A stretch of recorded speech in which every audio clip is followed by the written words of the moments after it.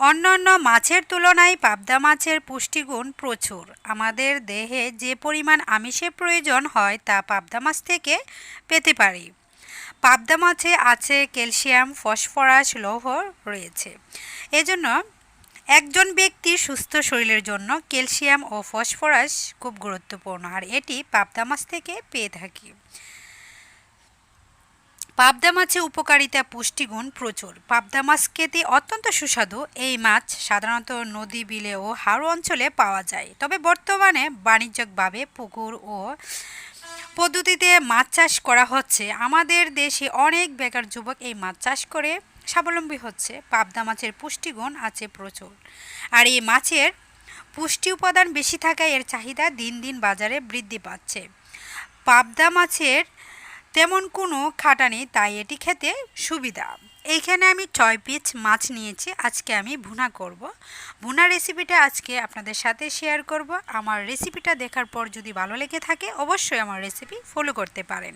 রান্না আমরা কম বেশি সবাই কিন্তু করতে পারি, তারপরেও আমি আমার মতো করে রান্না করছি। যদি কারো ভালো লেগে থাকে অবশ্যই আমার রান্নাটা দেখে করার চেষ্টা করবেন। কারা কারা আমার ভিডিওগুলি ফলো করেন অবশ্যই কমেন্ট বক্সে কমেন্টে জানাবেন। পাবদা মাছ আমাদের অতি পরিচিত মাছ। এই মাছ বাজারে সহজলভ্য। পাবদা মাছের উপকারিতা ছোটো মাছের মধ্যে অন্যতম। পাবদা মাছে প্রচুর পরিমাণে ক্যালসিয়াম রয়েছে, আর ক্যালসিয়াম আমাদের শরীরের দাঁত ও হাড় গঠনে কার্যকরী ভূমিকা পালন করে। ক্যালসিয়াম দাঁত সুস্থ রাখতে গুরুত্বপূর্ণ ভূমিকা পালন করে। নিয়মিত পাবদা মাছ খেলে ক্যালসিয়ামের চাহিদা পূরণ হবে। ফ্রাই প্যানে পরিমাণ মতো করে তেল দেওয়ার পর এখানে 200 গ্রাম পরিমাণ আমি পেঁয়াজ কুচি দিয়ে দিচ্ছি। পেঁয়াজ কুচি আপনি বাড়িয়ে বা কমিয়ে দিতে পারবেন। আপনার যদি বোনার ক্ষেত্রে পেঁয়াজের পরিমাণ বেশি খেতে ভালো লাগে সেক্ষেত্রে বেশি দিতে পারেন। 6টি মাছের জন্য 200 গ্রাম পেঁয়াজ আমি মনে করি যথেষ্ট। এর চেয়ে বেশি দিলে বেশি একটা ভালো লাগবে না। নেড়ে ছেড়ে আমি এটাকে হালকা ভেজে নিব। যতক্ষণ পর্যন্ত কাঁচা গন্ধ না যাবে ততক্ষণ পর্যন্ত তেলে আমি নেড়ে ছেড়ে ভেজে নিচ্ছি।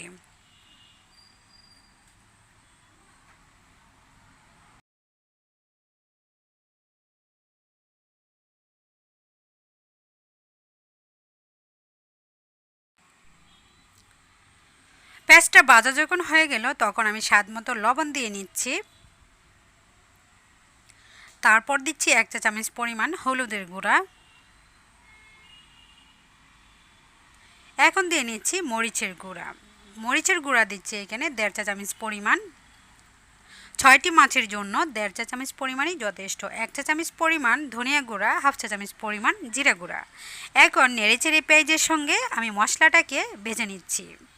মশলারও কিন্তু একটা কাঁচা ফ্লেভার থাকে, সেটা চলে যাবে। মশলাটাকে তেলের মধ্যে নেড়েচেড়ে আমি কষিয়ে নিচ্ছি, তাহলে মজার একটি ফ্লেভার বের হবে। তখন তরকারিটা খেতেও কিন্তু অনেক ভালো লাগবে। এখন দিয়ে নিব কাঁচামরিচ কুচি। পরিমাণে একটু বেশি দিয়ে নিচ্ছি। কাঁচামরিচের ফ্লেভারটা আমার কাছে অনেক ভালো লাগে। গুঁড়া মাছের সঙ্গে যদি কাঁচামরিচ বেশি দেওয়া যায় খেতে অনেক ভালো লাগে। ছোটো বাচ্চাদের ক্ষেত্রে জালের পরিমাণ কম দেওয়াই ভালো। এখন পানি দিয়ে এই মশলাটাকে আমি প্রথমে রান্না করে নিব। এখন ঢাকনা দিয়ে রেখে দিচ্ছি, বলক আসা পর্যন্ত অপেক্ষা করব। যখনই টক বগে হয়ে বলক চলে আসলো তখনই কিন্তু মাছের পিসগুলি আমি দিয়ে একটু নেড়ে ছেড়ে ঝুলের সঙ্গে আমি মিশিয়ে দিচ্ছি যেন তাড়াতাড়ি সিদ্ধ হয়। যতটুকু আমার পানি প্রয়োজন ছিল মশলা কষানোর সময় কিন্তু সেইটুকু পানি আমি দিয়ে দিয়েছি। এখানে আমি আর কোনো পানি অ্যাড করছি না। ঢাকনা দিয়ে রেখে দিচ্ছি রান্না হওয়ার জন্য। এখন আমি ঢাকনা খুলে কিছুক্ষণ জাল করে এটাকে রান্না করে নেব, পানিটা শুকিয়ে নিব, যেহেতু বোনা বোনা করছি। এখন মাছগুলিকে আমি 2টি ছানার সাহায্যে উল্টিয়ে দিয়েছি। আর নাড়াচাড়াটা অবশ্যই সাবধানতা অবলম্বন করেই করতে হবে, কারণ মাছটা কিন্তু নরম থাকে। তাই আমি আস্তে আস্তে করে উল্টিয়ে দেওয়ার পর দেখুন পানিটা একেবারে শুকিয়ে গিয়েছে। অলরেডি আমার পাবদা মাছের বোনা কমপ্লিট রান্না করা। এখন আমি চুলা থেকে নামিয়ে একটি বাটিতে পরিবেশন করে নেব। আজকের এই পাবদা মাছের রেসিপিটা আপনাদের কাছে কেমন লাগলো অবশ্যই কমেন্টে লিখতে ভুলবেন না। বেশি ভালো লাগলে ফ্রেন্ডস এবং ফ্যামিলিতে আমার রেসিপিগুলি শেয়ার করে দিতে পারেন। আপনাদের ভালো কমেন্ট আর শেয়ার আমার কাজ করার উৎসাহ যোগায়। একটি বাটি নিয়ে নিচ্ছি, বাটিতে আমি ঢেলে নিচ্ছি। কালারটা খুবই সুন্দর এসেছে, খেতেও কিন্তু অসাধারণ হয়েছিল তরকারিটা। অবশ্যই আমার রেসিপিটা ফলো করে রান্না করে দেখবেন। সহজ পদ্ধতিতেই আমি রান্না করে দেখিয়েছি। অল্প কিছু মাছ,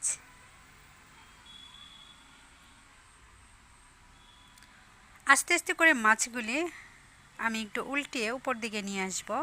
এই কাজটি অবশ্যই সাবধানতা অবলম্বন করে করতে হবে, কারণ মাছগুলি কিন্তু আস্ত দিয়েছে, কেটে দেয়নি, সেজন্য উল্টো পাল্টো করতে গেলে ভেঙে যাবে। সেজন্য আস্তে আস্তে করে নাড়াচাড়াও দিয়েছি রান্না করার সময়। এখন আমি আস্তে আস্তে করে এটাকে উপরে উঠিয়ে নিয়ে আসছি। এই পাবদা মাছ প্রাণীজ আমিষের বড় একটা চাহিদা পূরণ করে।